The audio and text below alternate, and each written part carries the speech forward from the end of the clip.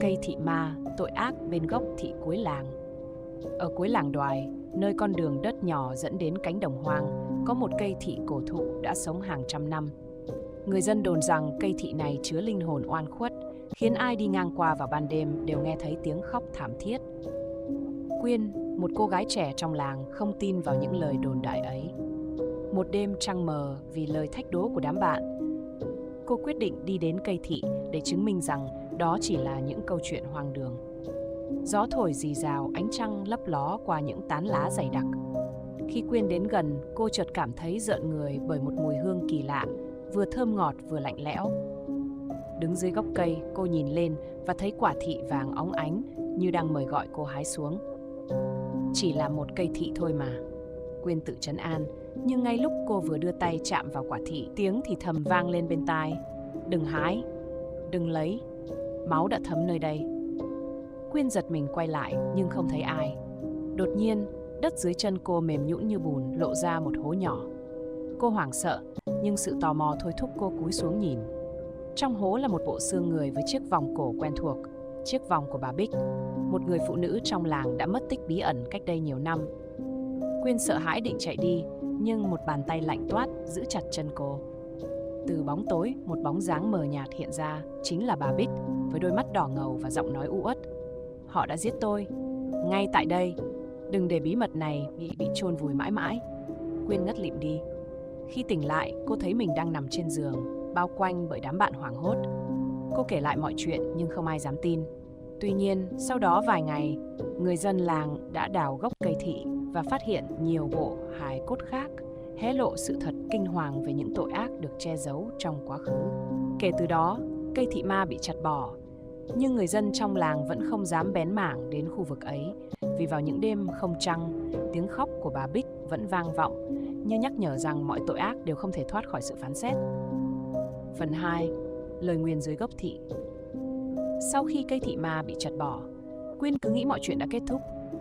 Nhưng từ đêm hôm đó, cô bắt đầu gặp những cơn ác mộng lặp đi lặp lại. Trong mơ, cô thấy mình đứng giữa cánh đồng hoang, xung quanh chỉ là màn sương trắng đục. Từ xa, bóng dáng của bà Bích xuất hiện, tay chỉ về phía một ngôi nhà bỏ hoang cuối làng. Quyên kể lại giấc mơ cho bà nội, người duy nhất còn nhớ những câu chuyện cũ của làng. Nghe xong, bà nội xanh mặt, bảo đó là nhà của ông Lương, một địa chủ giàu có nhưng ác độc. Ông ta từng bị dân làng đồn là nguyên nhân khiến nhiều người mất tích cách đây mấy chục năm. Tuy nhiên, không ai dám đối đầu vì ông quá quyền lực. Không thể ngó lơ, Quyên quyết định đến ngôi nhà hoang. Đám bạn của cô từ chối đi cùng, nên cô đành đi một mình vào một buổi chiều tà. Căn nhà cũ kỹ, cửa gỗ mục nát kêu răng rắc mỗi khi gió lùa qua. Khi bước vào, Quyên cảm nhận được một luồng khí lạnh đến rợn người, dù bên ngoài trời vẫn oi ả. Bỗng, cô nghe thấy tiếng cười khúc khích của trẻ con, nhưng âm thanh ấy lại không vui mà u ám, vang vọng khắp căn nhà trống. Quyên lần theo tiếng cười, dẫn đến một gian phòng tối ở góc nhà. Tại đây, cô phát hiện một chiếc giường gỗ cũ, khóa đã gỉ sét. Khi cô vừa chạm tay vào, chiếc giường bật mở một cách kỳ lạ, để lộ bên trong là những chiếc vòng cổ, lược và vài bộ quần áo bạc màu. Tất cả đều thuộc về những người từng mất tích. Ngay lúc đó, cửa sổ gian phòng đóng sầm lại, gió lạnh quét qua và Quyên nghe thấy giọng nói trầm khàn vang lên: "Ngươi đã đào bới bí mật của ta, hãy cẩn thận." Quyên quay đầu lại, nhìn thấy bóng dáng mờ ảo của một người đàn ông lớn tuổi, ánh mắt dữ tợn như muốn nuốt chửng cô. Quyên hét lên và bỏ chạy ra khỏi nhà, nhưng trước khi rời đi, cô kịp nhìn thấy trên tường xuất hiện dòng chữ máu. Mọi thứ mới chỉ bắt đầu. Từ hôm ấy, những hiện tượng kỳ lạ bắt đầu xảy ra trong làng.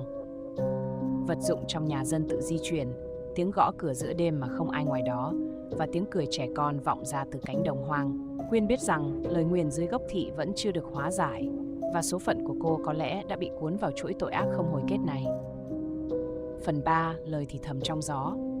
Sau khi phát hiện cuốn sổ ghi chép tội ác của ông Lương, Quyên nghĩ mọi chuyện đã kết thúc. Nhưng từ đó, mỗi đêm cô đều nghe thấy tiếng thì thầm như ai đó gọi tên mình. Gió lùa qua cửa sổ mang theo mùi hương thị thoang thoảng, làm Quyên không khỏi rùng mình. Một đêm, khi đang ngủ, Quyên giật mình tỉnh giấc bởi tiếng cười khanh khách vang lên từ phía góc phòng. Ánh đèn pin soi đến, Quyên thấy một bóng người gầy guộc, mặc áo rách nát, đứng lặng lẽ bên giường. Đôi mắt người đó đỏ rực, nhìn cô với ánh mắt đầy bi thương, rồi biến mất ngay khi cô kêu lên.